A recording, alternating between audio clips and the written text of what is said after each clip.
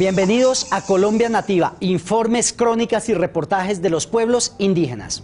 Paininchimi tukuy-kunata, ayurra nukanchiwa kangeche. Bogotamanda, Guillaykuna Kachanakunchi, tukuy nukanchi purrakunamanda y tukuy runakunata. Estos son nuestros titulares. Rodó el balón en territorios indígenas. Pueblos de la Macronorte dieron apertura al Campeonato Nacional de Fútbol de los Pueblos Indígenas. Panel Colombia Nativa, Jurisdicción Especial Indígena, alcances, desafíos y futuro de su aplicación en los territorios. Conflicto armado sigue cobrando la vida de personas inocentes. Daniel Coicue Julicue, un mayor que empuñó su bastón de guardia hasta el momento de la muerte. Colombia Nativa, informes, crónicas y reportajes de los pueblos indígenas. Nuestra compañera Lorena Lozano nos comparte la historia de Daniel Coicue, un hermano del pueblo Nasa, quien recientemente fue asesinado en el departamento del Cauca, empuñando su bastón de mando como guardia indígena. Este es uno de los tantos casos que deja el conflicto armado. Colombia Nativa llegó hasta la vereda El Flayó, resguardo de San Francisco, municipio de Toribío, al norte del Cauca. Aquí en esta casa vivió Daniel Coicue, indígena de La Guardia, asesinado por la guerrilla de las FARC el 5 de noviembre de 2014. Daniel, un hombre luchador y defensor del territorio. Conozcamos su historia. Por vía radiocomunicación nos enteramos que el otro resguardo estaba en un ejercicio de limpieza del territorio, ¿sí? Control territorial. Estaban quitando unas vallas de las FARC, pues porque somos claros de que aquí el territorio no es de las FARC, el territorio es de nosotros. Debido a eso, la comunidad y la Guardia empezó a accionar, la cual la guerrilla disparó indiscriminadamente con la Guardia. Como resultado murieron los guardias indígenas Daniel Coicue Julicue y su compañero Manuel Antonio Tumiñá. La familia Coicue pierde una persona muy importante, una persona muy valiente, que el miedo no lo conocía, porque él era muy arriesgaba todo lo que tocaba hacer él. Pues espero coger yo ese ejemplo, perder el miedo, no sentir ese miedo, porque ese miedo le envenena a uno el corazón y no lo deja pensar, se siente uno apagado. Mientras que uno no tenga miedo, uno se siente muy libre. Él decía, no, es que yo tengo que hacerme adelante porque si yo no lo hago, pues todos cogen miedo. Decía, además muchos líderes han caído y yo voy a caer así, decía, yo voy a morir ahí. Él decía así a papá o le decía así a mamá o le decía a nosotros, lo mismo decía a la señora. También le decía lo mismo, que ustedes no podían detenerme a mí porque yo nací para eso, Él decía, yo voy a morir en la Guardia, decía él. Yo voy a morir luchando. ¿Y quién creía que iba a ser cierto que él murió luchando? Murió con el bastón en la mano. Por nuestros compañeros mártires que fueron asesinados por balas asesinas. Él siempre, todos los días, él alistaba su chaleco de guardia, la vara, alistaba la cubierta, pues o sea, él no lo utilizaba eso como para el machete, no era como para ir a agredir a nadie, sino que porque a veces toca cortar un palo o toca cortar algo así, entonces él dormía prevenido, dormía todos los días, la linterna y todo, porque a cualquier hora se hacía el llamado que le tocó salir la guardia y mismo él salía como estaba. El día miércoles él estuvo trabajando aquí en la casa, estaba organizando una portada que vamos a cambiar de camino porque se iba a hacer otro cultivo, entonces él estaba arreglando eso. Cuando le dijeron que tocaba salir porque en Toribío pues él nos dijo a nosotros, no, en Toribío se está poniendo grave, dijo, hay que salir. Él estaba con ropa de trabajo, o sea, estaba sucio, así no, o sea, el trabajo, ¿no? Entonces yo le dije, ¿y no se va a bañar? Él me dijo, no, es que para la lucha no tiene tiempo en bañarse, me dijo así. Daniel, un soñador que le apostaba a la defensa de la madre tierra. Su vida la entregó a la lucha por el respeto al territorio, ese que alguna vez quiso ver libre y en paz. Mejor dicho, a él no le gustaba nada ilícito.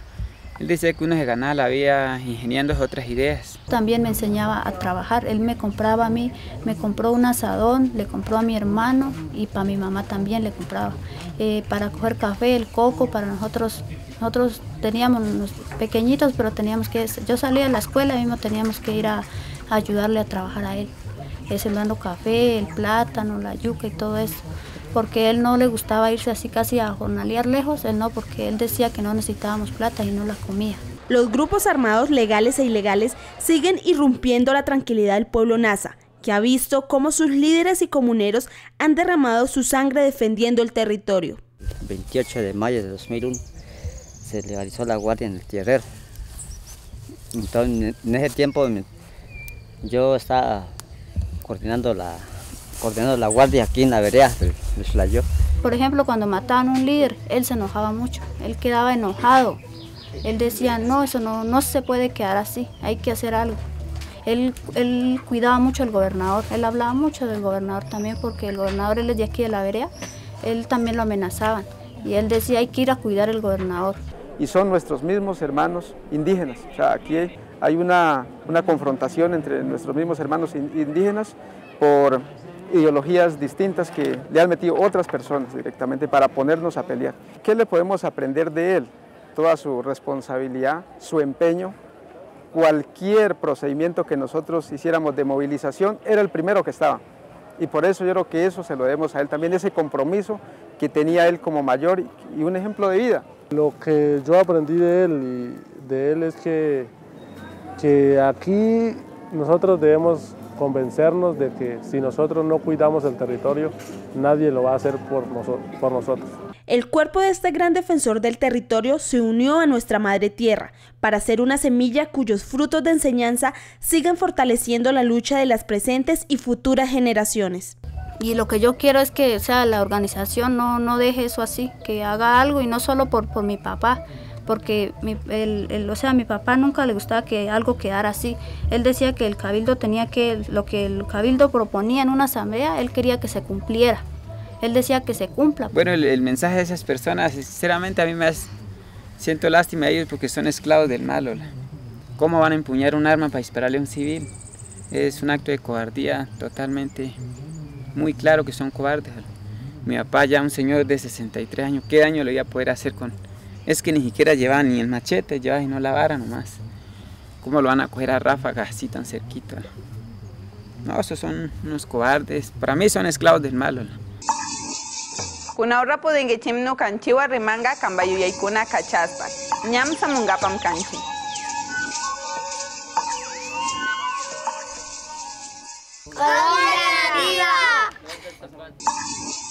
Gracias por continuar con nosotros y toda la información de nuestros territorios ancestrales en Colombia Nativa. Bienvenidos al panel de Colombia Nativa. Por todas las situaciones que han ocurrido en el norte del Cauca, hoy vamos a hablar de justicia indígena. Coméntenos lo que ocurrió ese día exactamente, en esos días. Las comunidades indígenas, y sobre todo en el marco de la jurisdicción indígena, hacemos lo que se llama el control territorial. Es decir, la comunidad y la guardia controla, vigila y está atenta a lo que pasa en las comunidades. En eso, las FARC puso unas vallas alucidas a la conmemoración del aniversario de Alfonso Cano, y el Cabildo, solicitado por la comunidad, pidió de manera dialogada que bajaran esas vallas porque estaban poniendo esas vallas en nuestra propia casa, que es el territorio. No quisieron hacer caso. Como no quisieron hacer caso, el Cabildo y la comunidad se pusieron a bajar las vallas que estaban ubicadas en la vereda Sestiadero, resguardo de Toribío. Una vez la guardia empieza a hacer ese hecho, a bajar las vallas, los guerrilleros de las FARC, porque no eran milicianos, eran guerrilleros armados de las FARC, empiezan a disparar contra los guardias. Y según comenta la gente, fue un momento tan difícil que fueron muchos disparos, y entre esos ocurrió el asesinato de los dos compañeros guardias, que más adelante fue reconocido por el mismo guerrillero que los mató. Me siento muy honrado de estar aquí con ustedes, con su audiencia, y en este programa de Colombia Nativa que me parece que es un ensayo muy importante en América Latina. Los felicito. Yo tengo que empezar por señalar que estoy de acuerdo con la consagración de la Jurisdicción Especial Indígena, como está consagrada en la Constitución Nacional, artículo 246.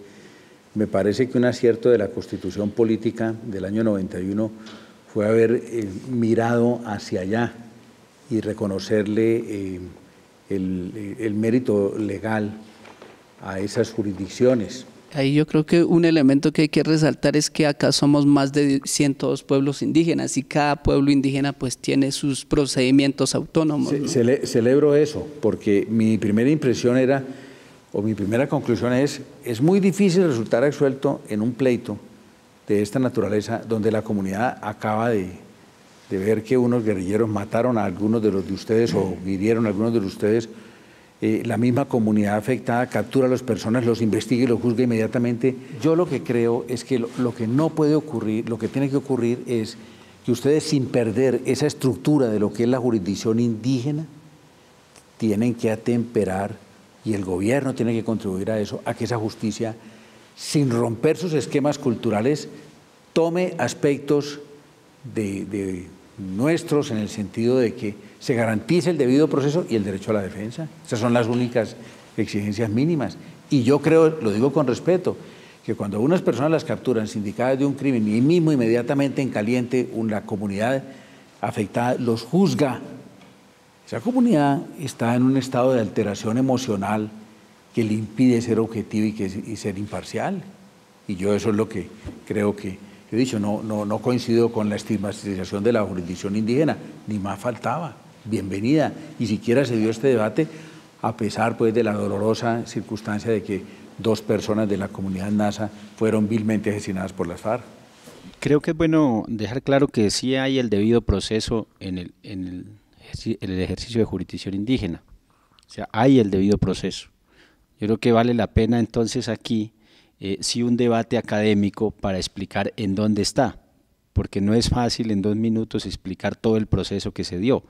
Además que es un proceso integral. Además de la participación de la comunidad, está a quien delega la autoridad, que se llaman los cabildos, estuvieron ahí. Es decir, está el acusado, están las familias afectadas. Y también la claridad es que sí hay el derecho a la defensa. De hecho, ellos hablaron. Y los familiares, uno de los familiares habló porque los demás no quisieron hablar. ¿Por qué? Porque sabían del delito. La comunidad está tranquila, porque incluso la orientación y el sentir de la comunidad no es de odio, porque si fuera de odio había linchamiento, garrote, azotar al otro. Al contrario, es muy tranquila la asamblea, porque se hace un proceso cultural con los médicos tradicionales para que esté armónica y se tome una decisión objetiva. Hemos definido nosotros de que es un crimen político. Sí, es un asesinato político y por ende es un crimen de lesa humanidad, es un delito de lesa humanidad este hecho. Ese es el primer punto. El segundo punto, estas autoridades, la Guardia Indígena, son autoridades comunitarias designadas por la comunidad.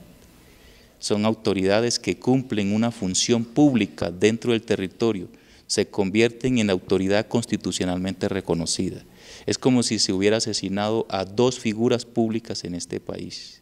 Si aquí hubieran asesinado al ministro de Defensa o a cualquier otro servidor público de alto rango del país, la gente no estuviera hablando de si es linchamiento o de si es realmente exagerada o desproporcional la condena. Y en eso nos lleva a nosotros a dimensionar de que entonces el servidor público indígena tiene una categoría distinta al servidor público que no es indígena. Y creemos que el país debe debatir sobre eso y conocer lo que significa un guardia indígena para nosotros los pueblos indígenas. En tercer lugar, hay un daño no solo individual sino colectivo a los pueblos indígenas de Colombia. ¿Sí? En un cuarto lugar, hay una cuestión que es netamente que quiere negar el proyecto o el plan de vida del pueblo nasa en Toribío. El artículo 246, si bien reconoce esta competencia, no tiene toda la claridad, ¿sí? Pero esa claridad, ¿quién la ha venido haciendo? La ha venido dando la Corte Constitucional, que es la encargada de la integridad y la supremacía de la Constitución. Y usted sabe, profesor y compañeros, en Colombia el sentido de la Constitución es lo que ha ido diciendo la Corte. Sería una incoherencia de que por un lado se reconozca y después cuando se vaya a juzgar se les diga, no, es que ustedes deben juzgar así. Es que el juez, el operador de la justicia ordinaria, por lo general no conoce los criterios con los que las comunidades o los jueces indígenas juzgan, ¿sí? No conocen, ¿sí? Como no conocen nuestros criterios, no conocen nuestras vivencias, se piensa desde afuera que no se tiene un debido proceso, ¿sí? La Corte ha dicho es que el debido proceso que aplican los operadores de justicia propia, de justicia indígena, son otros, ¿sí? Agradecemos a nuestros panelistas que hoy nos acompañaron dando su percepción sobre justicia propia e invitamos a todos los televidentes en nuestro próximo capítulo con la segunda parte. Ayiyuyay Cachanacunchemi Tucuy en Verapurraconatac, Chamí, Catío, Eyávida y Eperaracia Pidara. Paicuna Cancún, Alpacunamanda, Michascona. En segundo regresamos con más informes, crónicas y reportajes en Colombia Nativa.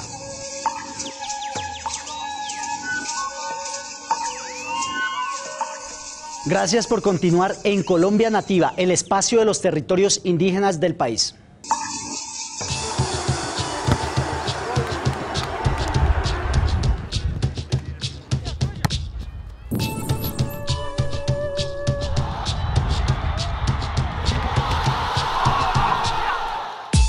Primer Campeonato Nacional Indígena de Fútbol, la apuesta de paz de la juventud indígena de Colombia.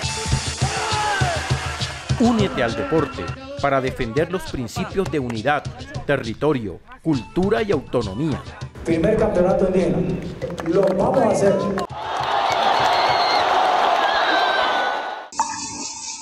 Lisbeth, comenzó el Torneo Nacional Indígena de Fútbol. Una buena noticia para nuestros territorios. Cuéntenos más cómo se desarrolló esta primera jornada. Así es, Oscar. Los pueblos originarios de la Macro Norte dieron apertura a este primer campeonato nacional indígena de fútbol. En Colombia Nativa compartimos las experiencias y los resultados de la fecha. Nosotros somos los dueños de la tierra, de nuestros resguardos. Demostrando su convicción y compromiso con el movimiento indígena nacional, los combinados de los pueblos Zenú y Guayú se coronaron como los primeros clasificados a la fase final del primer campeonato nacional de fútbol de los pueblos indígenas.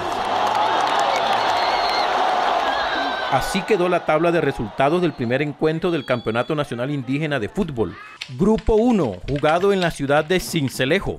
El combinado en Vera venció 2-1 al grupo Eténaca, mientras que el pueblo Zenú venció por 4-0 al combinado Yutpa.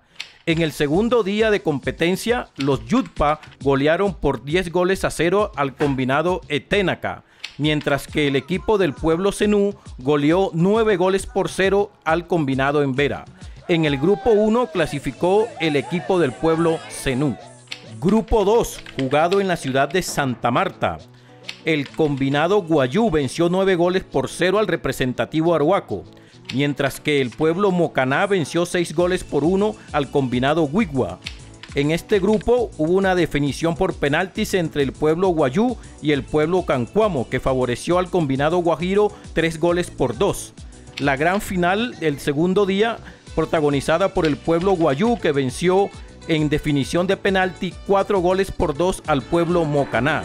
La siguiente fase del primer campeonato nacional de fútbol de los pueblos indígenas se realizará en la región macrooccidente, en las ciudades de Cali y Medellín, los días 21, 22 y 23 de noviembre.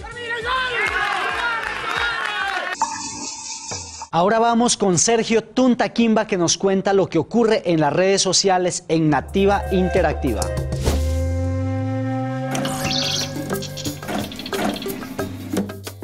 Manager Mashikuna, bienvenidos a Nativa Interactiva. El día de hoy les queremos contar que estuvimos con el grupo Hualca en uno de sus ensayos preparativos para su gira que tuvieron por Guatemala en el segundo Festival Internacional de Arte de los Pueblos Originarios. Esto fue lo que nos contaron. Amigos de Nativa Interactiva, estamos acá con el grupo Hualca, quien nos va a contar la importancia de su gira a Guatemala. Hola amigos de Colombia Nativa, nosotros somos el Grupo Hualca, hemos sido invitados al segundo festival Rucux del Sololá, Guatemala, por el movimiento de artistas indígenas, en donde se han apoyado las diferentes expresiones del arte, como el cine, la música, la danza, el teatro, y estamos apoyando una causa en donde ha sido atropellado lo que son los derechos de los indígenas allá en Guatemala, y es de gran importancia porque apoyamos todo este tipo de iniciativas, tanto en Colombia, Guatemala, así como estuvimos en el Museo del Indio de Nueva York, apoyando los diferentes movimientos artísticos de los indígenas de Norteamérica y de Centroamérica esta vez.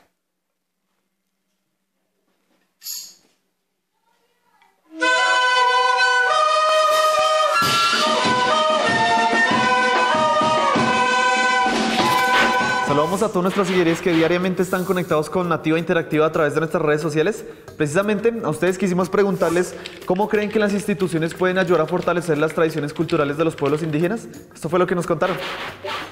@MarianaGRZ26 nos dice: las instituciones deben trabajar para que en la ciudad los pueblos indígenas sean más reconocidos en el quehacer ciudadano. Diana Misak nos cuenta: promoviendo espacios de diálogo intercultural, aplicando el fortalecimiento y conservación de las formas de conocimiento de sus raíces de origen.